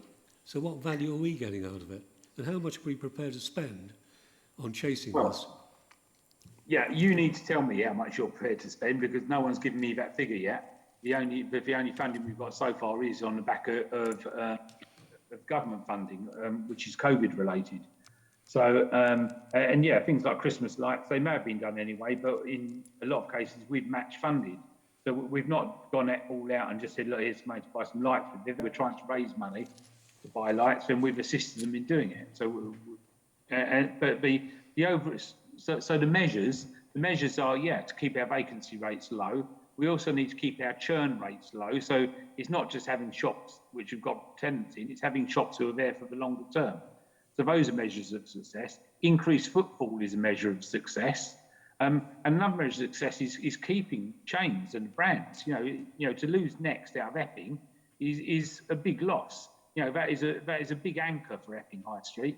And that's a loss, you know, and if Fat Face goes as well, Marks and Spencer's goes, and, you know, these anchors that bring people in. So that's what we're about. We're trying to keep the town centres economically viable and keep them as social hubs for the community. So it's sort of twofold. So yeah, it's a lot. Sorry, John? Can I just step in? There are some of the key things we've been doing through the pandemic. It's trying to help our businesses keep the lights on. So if you want to look at actual outputs, we've, as a council, administered, I think, £450,000 of Essex Business Adaptations Grant to allow businesses, many on the high streets, to trade safely through the COVID pandemic. I think we've deployed nearly, or in the process of deploying, nearly £232,000 of government funding from Welcome Back Fund and Reopening High Street Safely Fund, which is used to cover off the vast majority of the initiatives that are on the list that Paul ran through in that, and that's trying to keep our high streets safe, attractive and vibrant through this. The sign up to the Loyal Free has been going pretty well. It's only been going a few months, 2 or 3 months, I believe, and we've nearly got 90 businesses saying, yes, we want to take part in that. The click and collect service, Click It Local, has got 30 businesses putting up offers on that and using that system. Many of the programs that we've deployed, we've done in conjunction with other Essex authorities, and we've all been using very similar approaches to see what's going to help support high streets and what's going to give us our best bang for a buck. So next year we'll be a lot more clearer on what we can actually do, the smaller number of things that's going to really deliver best value for our high streets. On some of the key indicators, on what are the health indicators for our high streets, vacancies is one of them. We're doing very well on that, I think, in Epping Forest. We do have a rather high level of churn though, especially with independent businesses starting up. A critical indicator going forward is going to be footfall, which is why in conjunction with Broxbourne, East Hearts, Harlow and Uttlesford, we've purchased the Huck footfall management system. So the first time we'll be able to gauge footfall on our high streets in real time. So that is something critical going forward. Hopefully the next meeting of the High Street Task and Finish panel, we'll be having a chat about strategic longer term priorities post-COVID for our high streets in terms of the key areas you want to see action to deliver on.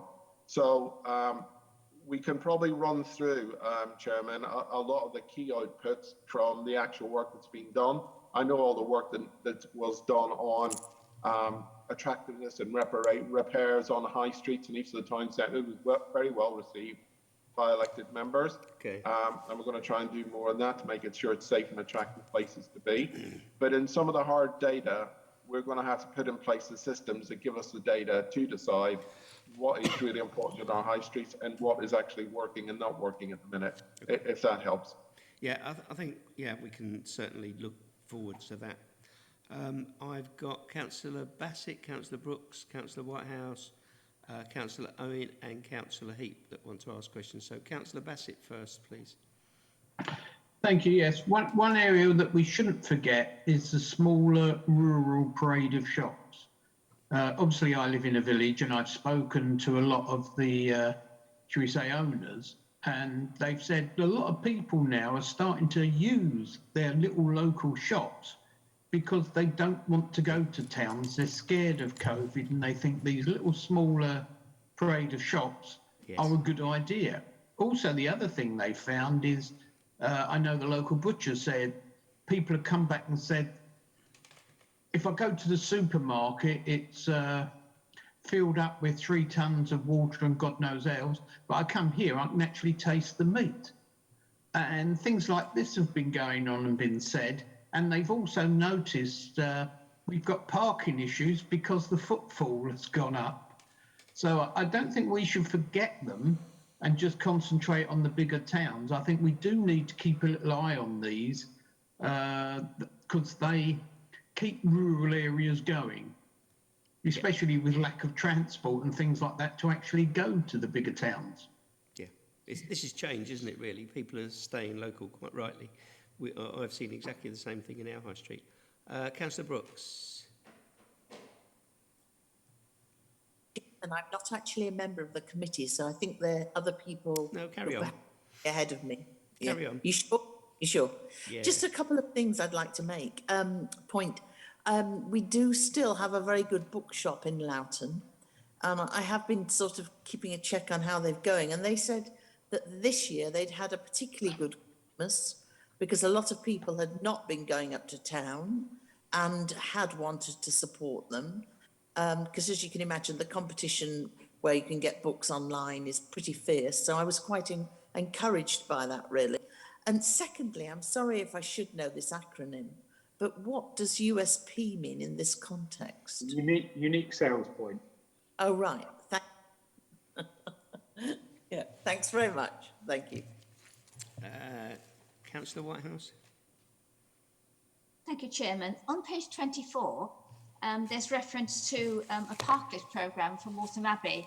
I don't know whether I missed what you said, Ms Messenger, but I'm not familiar with Parklet. What is a Parklet programme? Parklet is it's based in a very small park, and it's a temporary park. It's the one going to Waltham Abbey measures 5 metres by 3 metres, and it's green planted, got some flowers and things in it, and it's got some benches and seating.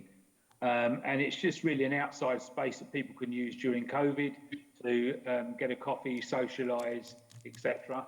And in Market Square in Waltham Abbey, particularly now we've had the bollards and the gates replaced, the cars have all been moved out. It's just a big empty square. And it's on the place of the old Moot House, which I think was demolished in 1852.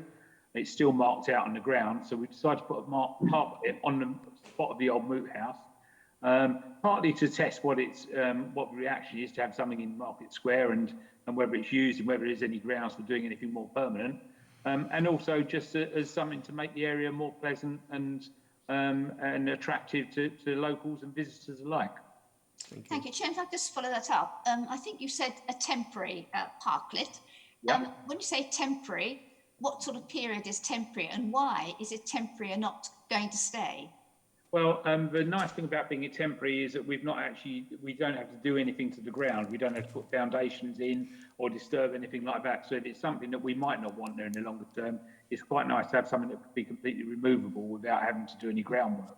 Thank you. I think that's probably Sorry, enough. Paul, just to add to that, one of the requirements of the government funding that we're using for this is that adaptations must be temporary, so we can lift it, very much like the planters we've installed. But we've been in consultation with the town council, local partnership, local elected members down there on its look and feel, and we want to test it out to see if that's something that could also fly in different places to provide a nice place for people to take their ease. Sorry, Paul, to cut across you on that. Thank you. I think we've probably got enough on that one at the moment. Sorry, because I'm aware of the time. Councillor Heap, did you want to raise something else? Yeah, I think it's very good indeed. Just a couple of things. If Buckstill Parish Council wanted to start a market, are you sort of like a one-stop shop to help us?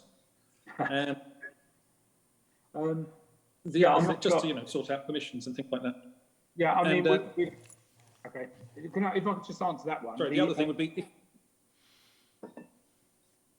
Sorry, go on, Councillor Heap. No, you go. Okay. I was going to say, the market policy, we've realised that we had a bit of a gap, and if we want to run markets in town centres, we need to have something to licence it with, and so that's where the market policy has come from. I know that Buckhurst Hill, I've spoken to Lizzie Clark at Buckhurst Parish Council, and I know you're quite keen to do something down there. And my idea was that we put a monthly plant market on, because I could see it could be, quite a nice thing to have on, and make it the town a proper destination for this plant market. So what I'm doing at the moment is I'm just making some initial inquiries. So once the market policy is sorted out, I can go to Liz and we can have a chat, and I can, have some ideas and have done a little bit of the groundwork to try and help things along. I don't want to become a market organiser, no, but I feel the idea is going to be good for the town centre, and it's going to bring football in. So I'm trying to do what I can to assist in moving that forwards. Great. Thank you. And the other thing was, instead of being wary about churn of occupancy, maybe it's a good idea to, if we can have a shop, just encourage short-term lets so that people can have a go, see if they like it, see if they can prove it, and then move on to a full-term shop. Yeah, I think it's a good idea. It does encourage, it sort of nurtures innovation and new retailers. But obviously, it's not good to have continual changing of shops. I mean, longer term, it'd be nicer to have businesses that are established and set up. And the more established they are and the longer they've been there, the more likely they are to be successful. Whereas if we have lots of short-term businesses that get in there and can't make ends meet, and they suddenly realise they've got rent to pay and rates to pay and staff to pay, and there's no customers coming in, it's not good for business. It's just continual turnover. So it's better to have established independent retailers than very short-term ones. But Paul, I was thinking of the one shop that's just for that short-term let, so it's always the same shop. What's in it this week? Yeah, we could do that if we've got a landlord who's happy to do that. Then we're all for it. And pop-up shops are a great idea. There's some businesses that specialise in pop-up shops. So I'm all for it. But that's a situation of finding landlords who are happy to work on that basis. Thanks, John. There's certainly space in Loughton. The landlord might be friendly to you. I think most shops in Loughton are let, aren't they? I was thinking some of the ones that have been bought by the EFTC. Yeah, they're all let. Are they? Yeah, every one of them. Thank you. John, did you want to come back on something? It was really the pop-up shop idea. We know in other areas people have used vacant units, bring them back into life and use them as pop-up shops, particularly for those new startup companies that are primarily selling through clicks, and give them a clicks and bricks option. So there's places where people can come and find out what they sell online, try it and test it. But there was an issue about vacancies and us being able to find vacant units that would be available to us to be able to pilot that. Okay, thanks. Councillor Owen, you wanted to raise a question? Yeah, quick question actually. Assuming you get a pot of money, because I noticed you said you haven't had one yet, which is a shame because you've done such good work, but who decides where it's spent? And the reason I say this is because I know there are some COVID funds, and Loughton Broadway were desperate for some bicycle racks, which seemed like a great idea with COVID, with people getting healthy and sustainable travel. But there was no money left to actually put it in the end. So how do we sort of allocate the funds, and who's ultimately responsible for this if you do get them? First of all, COVID funds, they're quite specific about how the money can be used and what it can be used for. So something like bicycle racks probably isn't something that the COVID funding would support. But just taking the point generally, I mean, we're trying to build relationships with the town and parish councils, as I said. So, down there, we're talking to Mark Squire and the team in the town council, and we're trying to encourage two-way communication. We're saying to them, look, if you've got things that you want to do, then let's have a conversation about it and work together and see what we can do as two councils to make things happen. Now, Mark's never mentioned bike racks to me, so I don't know if it's something that has gone off their radar now, but certainly if it came up, it's something we could discuss and see what they're trying to do, and see if we are able to assist. But that's what this communication is about with the town centre. We're trying to get together with town partnerships, the town parish councils and ourselves, and talk about things and work together to make things happen. Great. There's nothing in principle to say that we couldn't use some of government's funding to do something like that. I know we've done work, Mandy's team have done work in Waltham Abbey with removing the busted, broken, decrepit racks and replacing them with fresh new ones down there. So if someone would like to flag that with us ASAP, I'm sure we can have a look at it. Okay. Councillor Hadley. Quick question. You mentioned Next have left Epping. Did you speak to Next to find out if there any reason why they left Epping other than their national policy? Yeah, I mean, I've not spoken to Next, but Next, like a lot of retailers, it's down to footfall. And to run a shop the size of Next and staff it is quite costly. And if people aren't coming in and spending in the shop, then they can't make it work. It's it's just basic economics, I guess. And they're one of the big chains, but are really having a look at their outlets and deciding which ones work and which ones don't. I never actually said that to you, I take it. Well, we know there's a very successful Next already operating in the district to scale. So they already have an offer in the district on the retail park, I believe, and that's doing very well. Yeah. But a lot of major companies are making the same decisions as regards national policy. We're all aware of the big department stores rationalising their outreach and moving further online. The gaps of this world pulling out completely. That'll be a trend that will continue. And luckily in the district, we've been finding other different types of attraction, more to do with servicing people's needs and the things that they can't really get online to take some of that space, which is why we're doing quite nicely. And one of the big messages from this transformation or continued evolution of the high street is that before big was beautiful, so your big John Lewis or your big British Home Stores or your big House of Fraser was the anchor for everything. Now it's increasingly becoming small is beautiful in places like Epping Forest. It's about variety and distinctiveness of the offer and the attractiveness of place. And I think we're really well placed to be able to take advantage of that in our district. So while I think it's a challenge, I think we're in a good place to be able to respond to that effectively in our 6 market towns. And as Councillor Bassett said, also the high streets or the parades that our larger villages and smaller villages rely on as well. So actually, you never spoke to Next, as somebody said earlier on.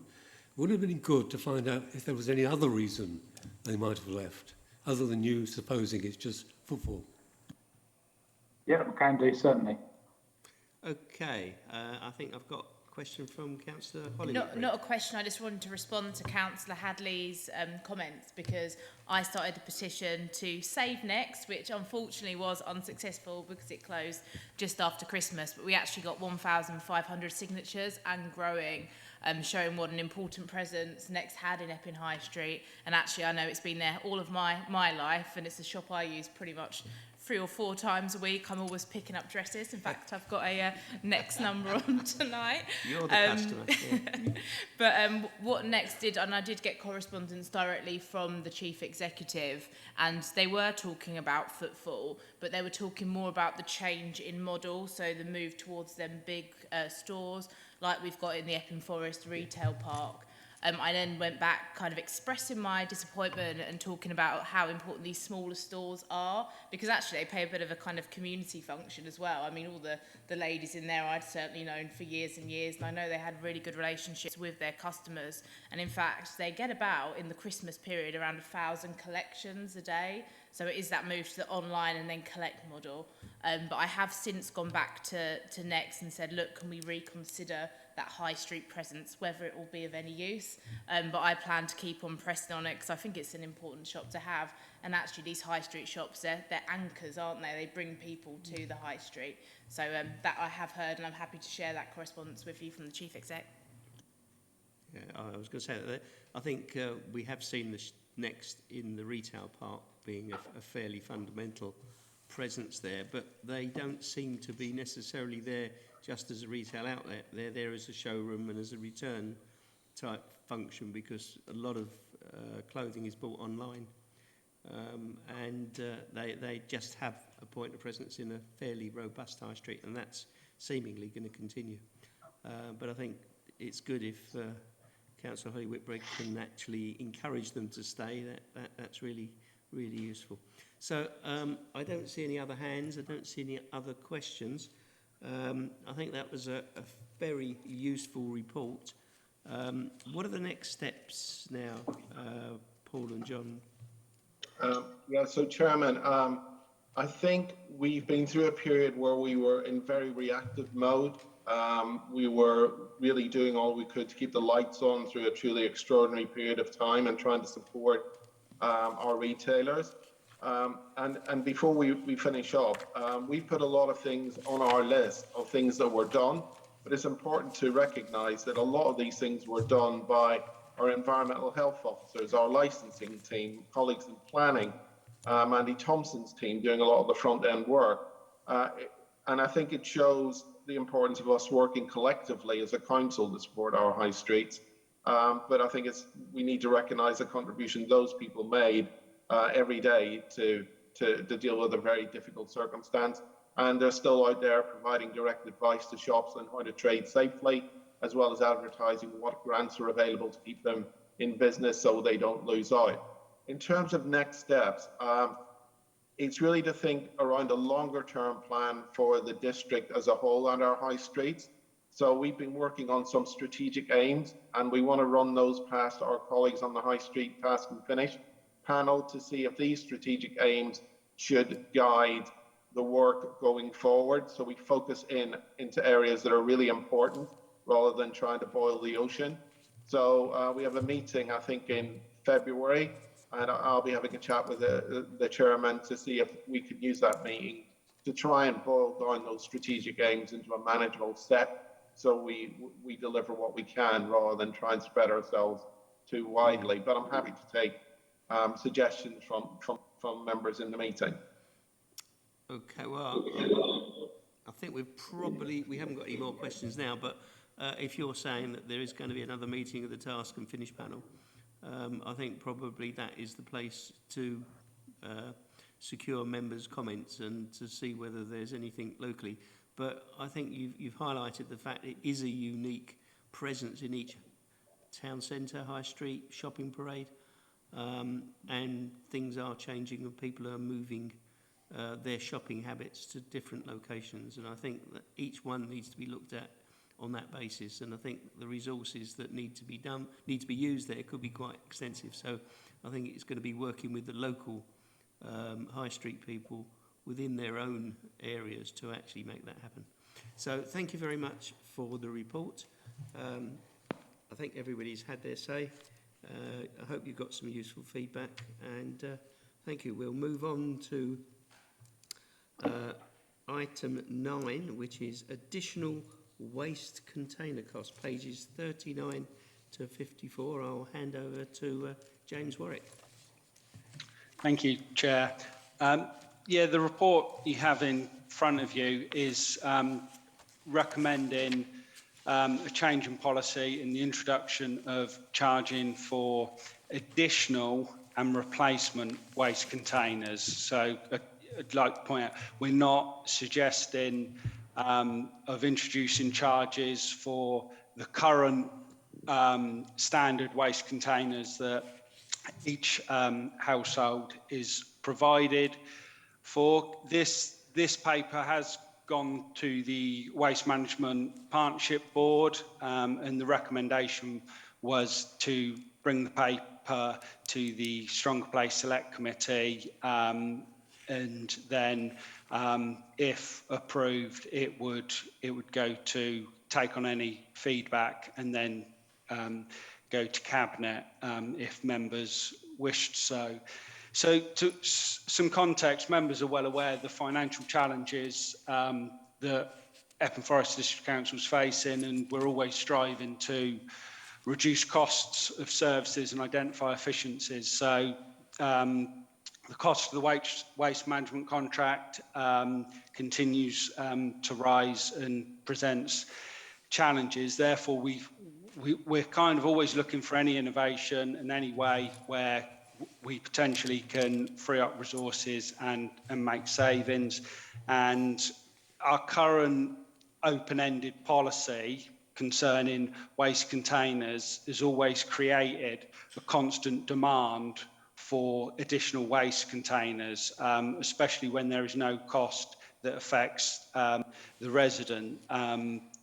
There's resource implications because the waste management team have to spend time and money removing additional unauthorised waste containers where residents have ordered replacements because they've lost, but then suddenly the original bins are there and presented for collection. So the report, the first recommendation is so any additional food and garden bins would just be renamed a garden waste bin, because we know that the demand is for additional garden waste and not additional food waste. And then in terms of any resident asking for additional garden waste bins, they would be charged for the assessment, issuing and delivery of the garden waste bin. Any request for larger refuse bins over the standard service offered would also similarly be charged for assessment, issuing and delivery. And where a bin's completely lost or the resident cannot produce the bin, we would like the replacement cost should be down to the resident. However, in terms, if a bin can be repaired, we will undertake this, and this will be free of charge to residents. And when a resident reports a bin is broken, we would like them to specify kind of what's broken, and so we can assess whether an effective repair can be carried out. And then the final point 6 on the recommendation is around developers covering the costs of providing all waste and recycling, new bins and containers. At the moment, the larger bins are provided by the developer, but smaller waste containers are provided at a cost to the district council.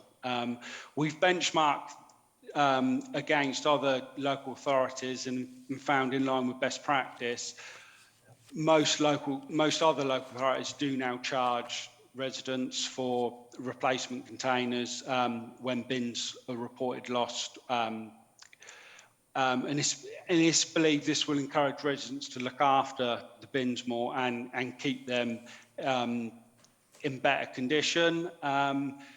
Where, if for example, on the wheeled bins, if the breakage is due to the lifts from Biffa, obviously there would be no charge.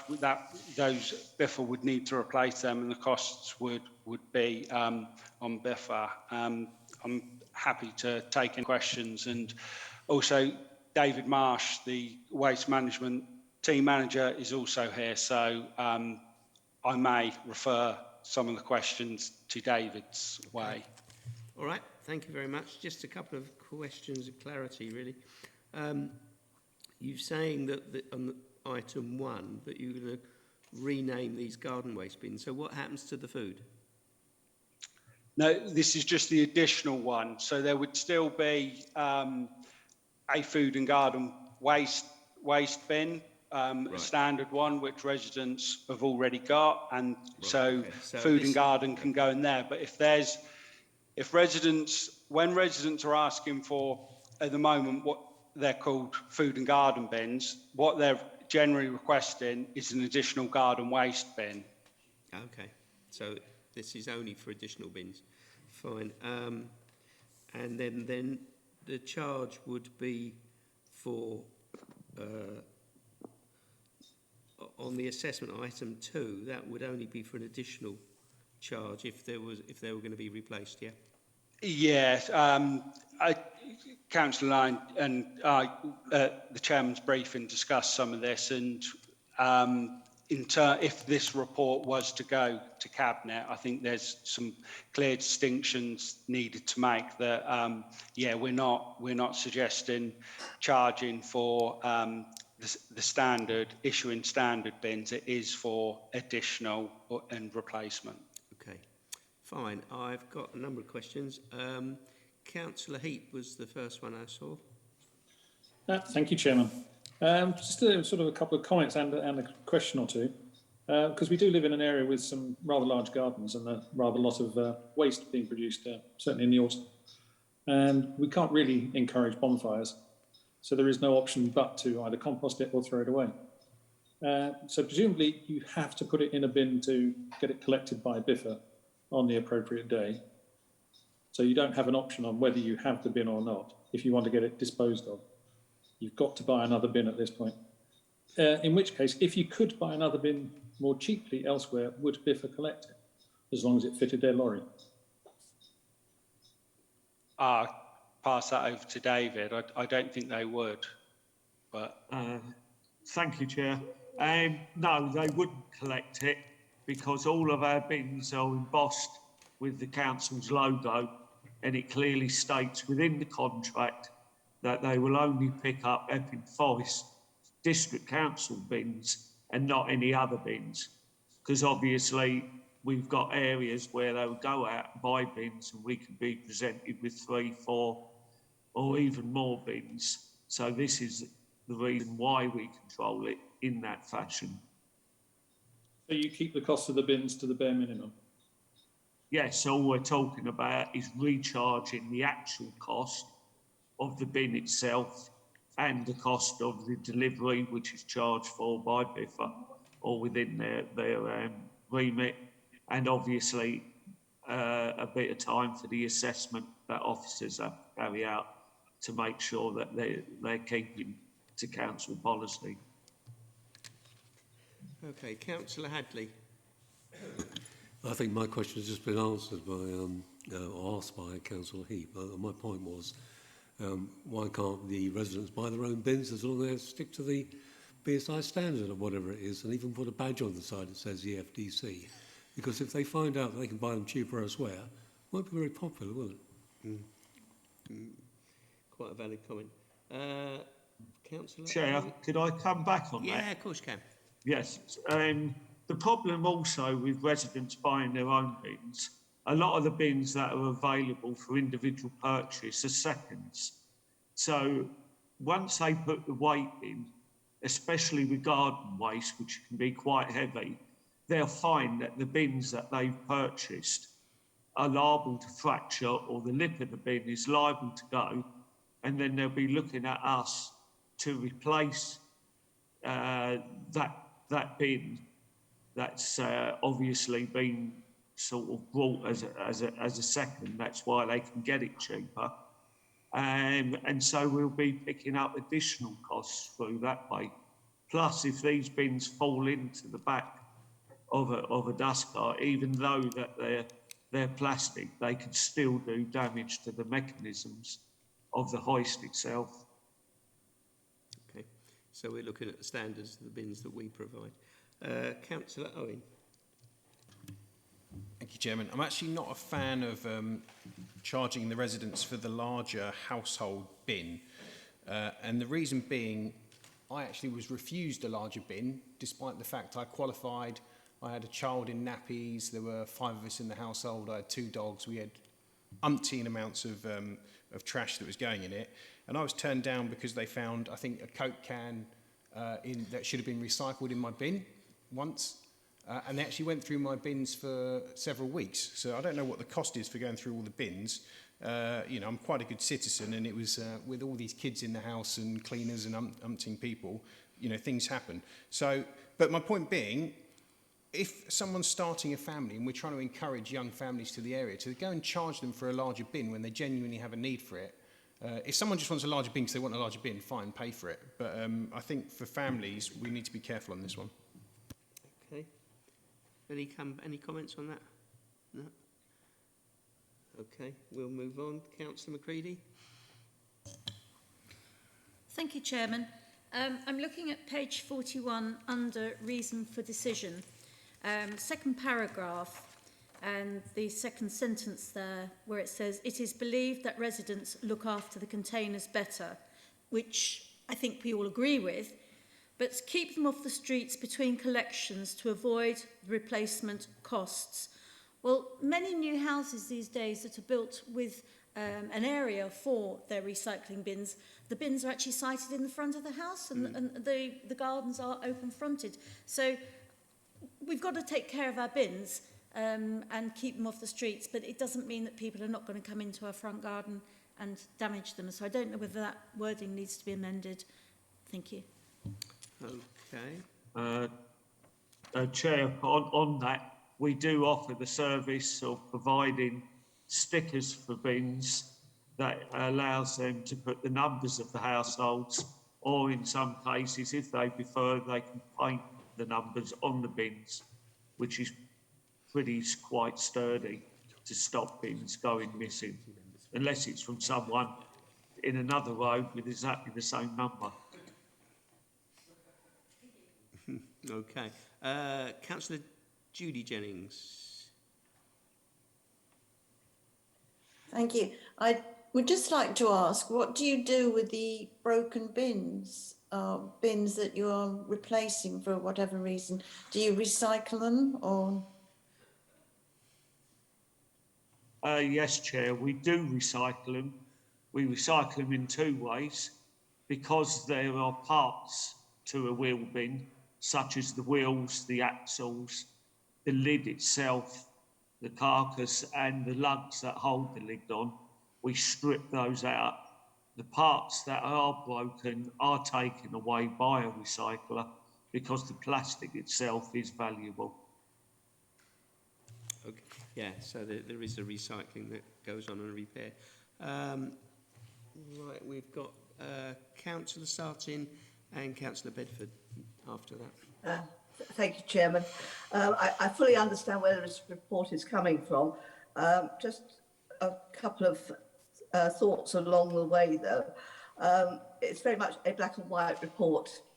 This is what we're going to do. This is why we're going to do it. And there's no leeway for considering individual cases almost. Councillor Owen referred to families with young children. The other end of the scale is households with elderly residents who are having incontinence pads, which don't come under medical refuse. I know that my own neighbour, who sadly died quite a number of years ago, but at that point did need a second bin because of the number of incontinence pads that were going into that. It seems unfair that those particular residents are going to be asked to pay for that extra bin. As far as lost bins are concerned, bins do go missing. I know from experience of going way back when I was the portfolio for this area and visiting sites where we found that there were bins that had been taken out of the refuse vehicles because they had got pulled in by them. I know Mr. Marsh made reference to, well, I think perhaps Mr. Warwick did, but bins do disappear completely at times. Alongside that, though, perhaps more needs to be done on the operative side in that they ensure that bins are returned to the point at where they are taken from. I know that, you know, not alone in this, having to look for my bin within the area. I mean, a fairly, not such a vast area where you'd have to look too far, but it does happen. So perhaps, you know, it is a two-way thing, making sure bins are returned to where they've come from, not halfway down the street or where the bin has been dropped off. But also, I am concerned about this. We will charge whatever reason the need is for that second bin, and perhaps a little bit more consideration needs to be given to that. Thank you. Okay, thank you very much for that. Councillor Bedford. Thank you, Chairman. First of all, I think it's right to acknowledge the fact that Biffa have carried out an extremely good service over the duration of their contract. Excellent. I don't think there's been many complaints overall. We had a few teething problems when it was first instigated, and I'd like Mr. Marsh to pass that back to whoever he needs to pass it back to. But on another side, I'd just like to say that I think it's been an excellent service so far with regards to repair and replacement. Personally, I had one of the garden the little window boxes, the green one that goes in the kitchen caddy. It did get broken, but could I please ask, it was replaced, but it was replaced with one that had obviously had soil in it because they hadn't washed it out. So, okay, fair enough, small part on my point, I cleaned it myself, but please can we make sure that when you do replacement stuff, it is actually cleaned before it goes to a new person? And the second thing is my main green bin, it's a bit like Trigger out of Fools and Horses. It's had 3 lids, 4 sets of wheels and 2 bodies, but it's still going really well. Well done. Thank you for that. Thanks. And Chair, can I just make one point? I agree with what Councillor Sartin and Councillor Bedford have said, but we have said in the report that we're not looking to charge for additional medical bins, and incontinence pads, anything like that would be classed as a bin for medical waste. I think where the difference is, there's two types of medical or clinical waste. One is non-hazardous, such as incontinence pads and things like that, which we would collect via BIFA. And then there's the other hazardous salt, such as needles, which is collected by a separate contractor. So where someone is ill and needs an additional capacity to take away their waste, the existing medical policy will cover that, and we're not looking to charge for those. I think it's worthwhile making that, if this is going to Cabinet, to make that point in the report so people know what the process is for special activities rather than just the general case. Councillor Owen, you wanted to come back. Does that include nappies, was going to be my question. And also, just a reminder, we were going to get a tour of the BIFA facility at some point, so can I just remind everyone of that, because I'm desperate to get down there. Do you want to come back on that at all?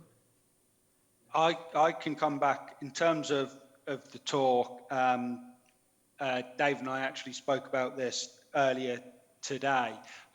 So, yeah, just to give members reassurance, it's not something that we forgot, but I'm sure members will appreciate that the waste team and BIFA with Christmas, COVID, staff shortages have been playing catch up over the last couple of weeks with the waste service, and I think still with the current COVID situation, we're probably anticipating that springtime would be an ideal time. I'm also conscious of if we're looking at spring, PERDA would start, I believe, kind of end of March and that, so it might be worth, if members are happy, that we will arrange something, but it might be worth something that we do after the May elections. But if there is a specific desire to do something sooner, we can arrange that, but certainly we will arrange that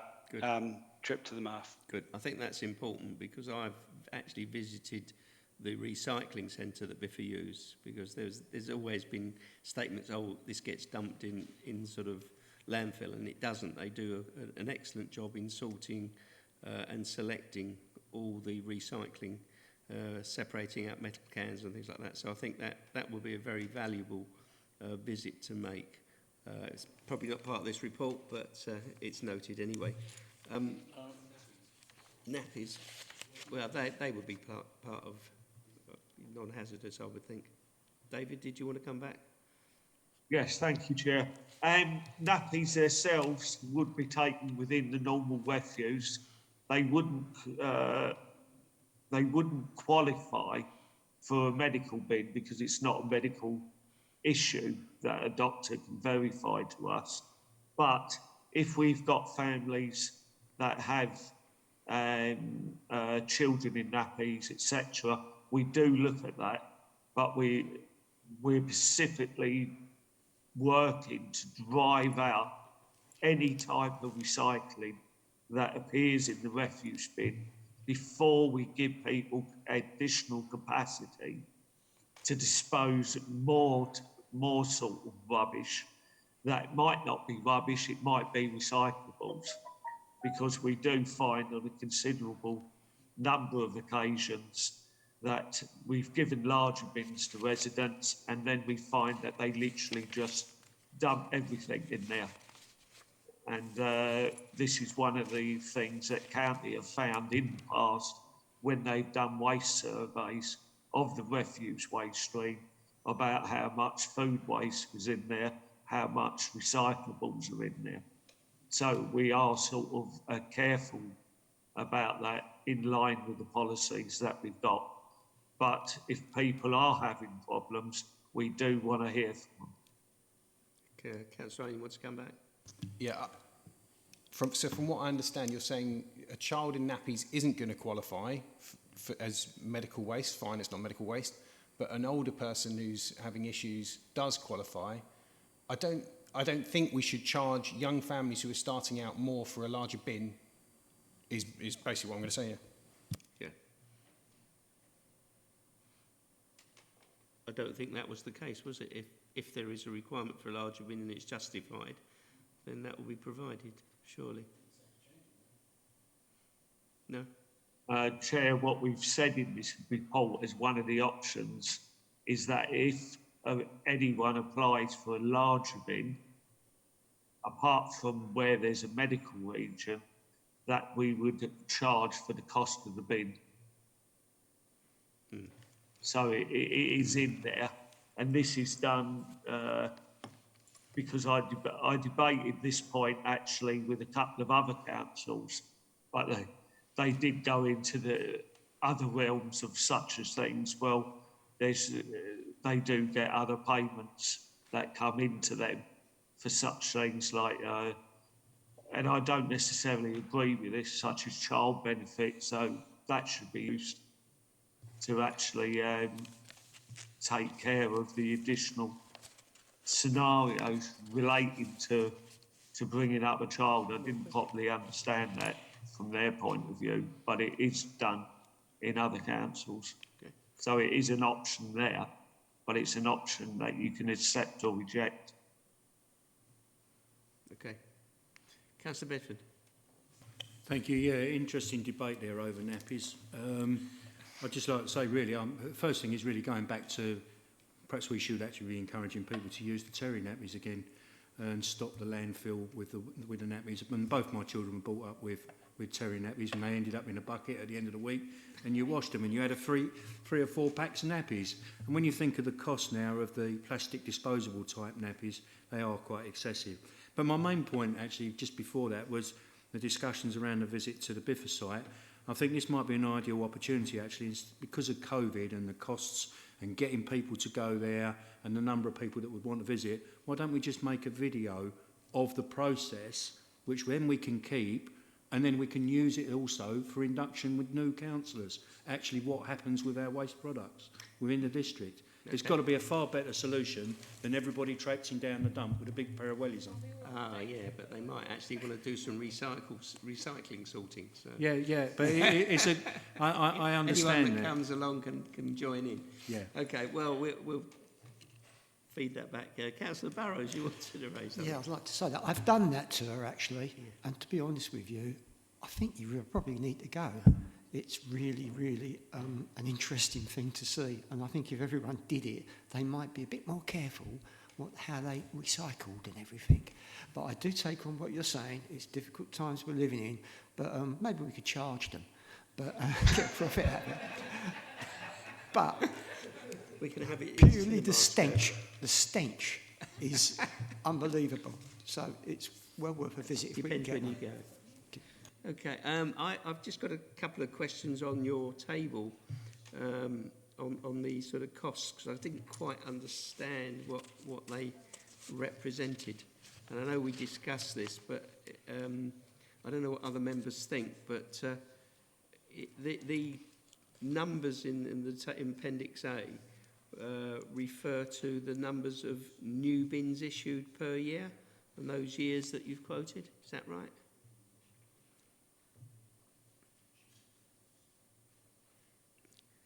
James? Yeah, sorry, Chair. Yeah, that's the quantity. And I think the discussion. So in terms of the appendix, I think before this report would go, if the recommendation is that the report goes to Cabinet, Dave and I want to do a little bit more work in terms of the finances and work with our finance colleagues to firm up to get a more accurate level of savings that that this will bring. But yeah, that column is the quantity. Because there's a difference between new bins provided to new properties and bins that are replacements. So there could be a different number there. And also, what is the percentage of this as a total? So we can actually see the sort of quantum of value that is actually in replacement bins. And there was also a question about what is the cost of providing a repair service. You know, someone's going to have to collect the bins, take them away. Do you replace them one at a time, or do you actually repair the one on the site? That needs to be thought through as well, if that's going to be included in the report. So I think there needs to be a little bit more work done on how this costs actually come out, and the sort of value that we actually get, because it talks about a saving of 51,000, I think it is, over 3 years. So how does that actually, is that reflected with the actual costs of the administration and managing that? I think that needs to be thought through. We've got a question from Councillor Whitehouse. Well, Chairman, it's just a comment really. Coming back to nappies, Love Essex is the team of county council officers who deal with recycling and reuse, and they put out a newsletter, and some months ago they were promoting a scheme for cloth nappies, and I'm sure I could give the officers an email address to go to find out more about the scheme, so we could promote it in this district more. It would cut down the amount of waste if we could encourage people to use this scheme. Okay, thank you very much. So I think you've got enough feedback on the recommendations to sort of amend those to reflect the actual services that you're talking about here. Does anyone have any further questions before I conclude this one?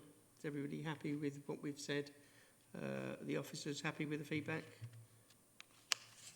Councillor Heap. I think Councillor Heap, has a question. Councillor Heap. You were sitting. It's not a question, it's just a comment. Just to remind everybody that the first disposable nappy ever produced has still not decayed. You know, you've got it, have you? Thankfully not, no. I believe it's in America. Hard to tell with whatever else is around over there.